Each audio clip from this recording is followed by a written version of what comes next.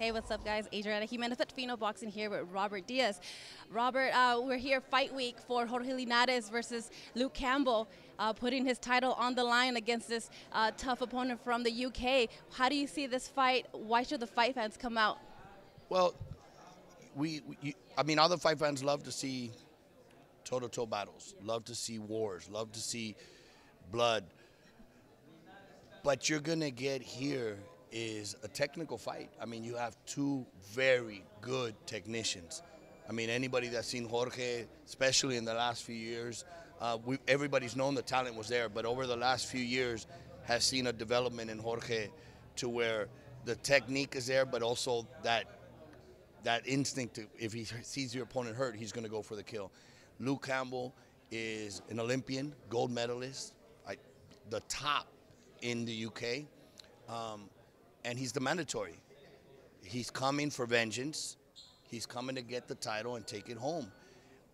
The British fans, I've always said, are some of the funnest fans, some of the best atmosphere, the best fights. We've been fighting out there. It's great to see Jorge back in the States after all this time, but it came through hard work. Luke is coming to bring that title back home and recover that title for the British fans.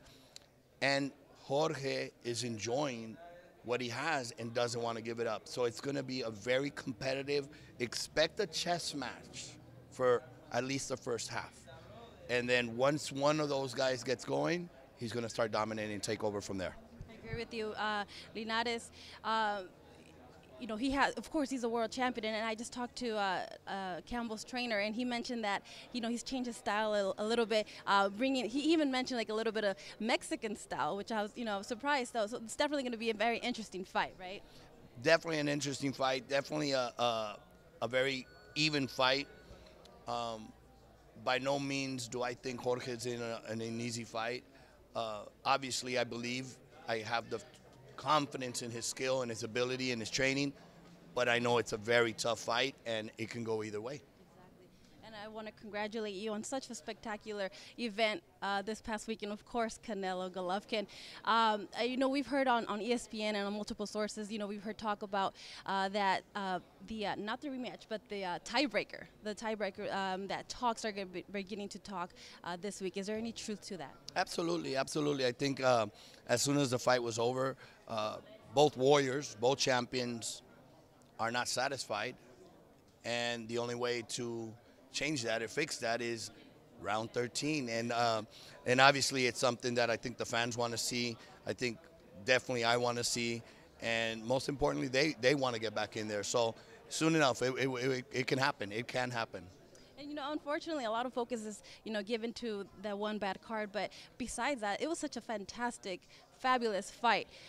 You know, do you feel like it's not focused enough on how great the fight itself was? Adriana, you hit it right on. I mean, with fights like this, does it really matter who wins, who loses, as long as the fans walk out enjoying the fight? We focus sometimes too much on, oh, look, don't look at the negative. Look for the positive. This was great for boxing. This is the fight the fans wanted to see for many years, and they got exactly what they wanted and expected, and maybe even more. Was there a bad scorecard? Look, at the end of the day, it was a draw. It was a close fight either way, one way or the other. I personally feel, and people are going to say I'm biased, I thought Canelo won. He made a miss. It's not necessarily who's attacking, which Golovkin did tremendously, a lot of pressure, we knew that. But it was the way Canelo made a miss and pay, how he controlled when he wanted to fight, when he didn't. Proof is, the last 3 rounds, Canelo went in and said, okay, now it's going to fight. Maybe thinking I've worn you down, now I'm going to do this. But either way, whether it's 115, 113 one side, or 115, 113 to the other side, or a draw down the middle, I think everybody would be happy. Maybe she saw what, I haven't seen it on TV, and I think I have to see it on TV, where she saw him miss so much that she was giving those close rounds to Canelo because Golovkin was missing so much.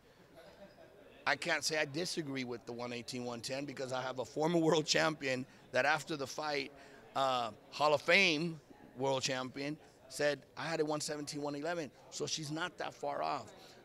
So I have to see it on my own, but whether it was wrong scorecard, right scorecard, I think the fans need to focus more on what a great fight.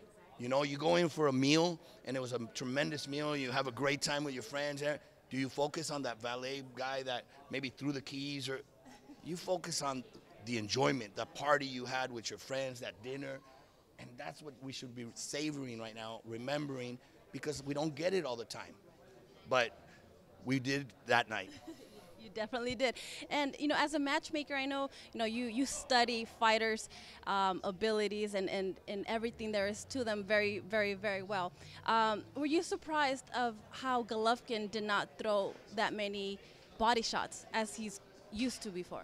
I think he has thrown a lot of body shots when the target is right there to be hit.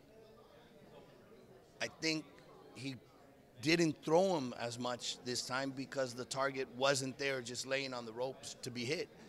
And when he did lay on the ropes, he was getting countered. So Golovkin's very smart, very smart. There was a couple times I thought, okay, he's coming in the range, he's going to trade, and then he would take that little step back just enough to be out of range. So, sometimes for us outside, we see things that it's going so fast for them that they don't see. Or maybe they see things that we haven't picked up on. And I think Golovkin is that smart that he didn't want to get too close. Maybe he felt power, even though maybe Canelo didn't have the gloves that he's, but either way, he felt the power. And I think he felt the respect that he knew just where he could stay and not go in to be in trouble. And before I let you go, I want to ask you, before Canelo Golovkin happened, there was talks about Cotto wanting to face the winner between both of them, and ending in a draw. And I know Canelo mentioned after the post fight that he didn't want to fight for the rest of this year, and I know Cotto wants to fight in December. Where does that leave Cotto? Who are some viable options? Perhaps Lemieux, or who can we see? We're going to be meeting with Team Cotto right now. All my prayers, all my thoughts with all of Puerto Rico and all our friends out there. Stay safe. We're going to meet with them we had planned to go out next week. We got to see, how everything happens around there. But meet with the team, sit down, give them a couple different options. And at this point, it is Miguel Cotto, December 2nd, and we're just waiting to see who's his dance partner. But I know he did say he wants to go out with a bang, and he'll fight anybody. Well, we'll see. We cannot wait. All right, Robert, thank you so much. And again, congratulations. And we cannot wait again for this Saturday at the Forum. Thank you so much. Don't miss it.